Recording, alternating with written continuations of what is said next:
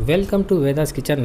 ఇవాల్టి మన స్పెషల్ రాగి సంగటి, గంటి చేపల పులుసు అండి. ఈ రెండింటి కాంబినేషన్ ఉంటే ఒక రేంజ్లో ఉంటుంది. అసలు మన స్టైల్లో మనం చేసాం. చాలా సింపుల్ రెసిపీ. చూడండి ఎలా ఉందో చూడండి. గ్రేవీ తింటుంటే అబ్బా నోరు ఊరిపోతుంది. 2 ముద్దలు లాగిచ్చేచ్చండి. కడాయిలో ముందుగా ఆయిల్ వేసుకొని 2 ఆనియన్స్ కట్ చేసుకున్నటువంటి 2 పచ్చిమిర్చి చీలికలు వేసుకొని కొద్దిగా కరివేపాకు, అంతేనండి. మీకు తెలిసిందే కదా.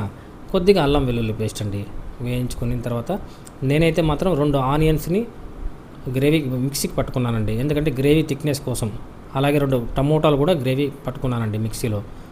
ఎందుకంటే మనం రైస్లోకి అయితే పలసగా ఉన్నా కూడా పులుసు సరిపోతుంది, కానీ రాగి సంగటికి మాత్రం ఖచ్చితంగా థిక్నెస్ ఉండాలండి.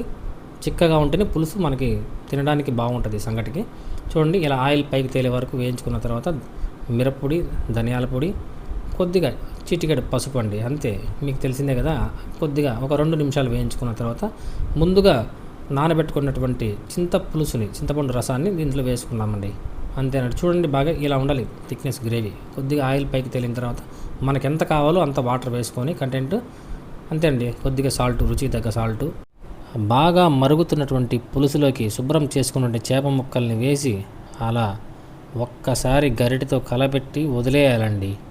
గరిటె మాత్రం గుర్తుపెట్టుకోండి, మరొకసారి మాత్రం దయచేసి పెట్టద్దండి. చేప ముక్కలు విడిపోతాయండి. అంతేనండి. చూడండి మూత పెట్టేశాం.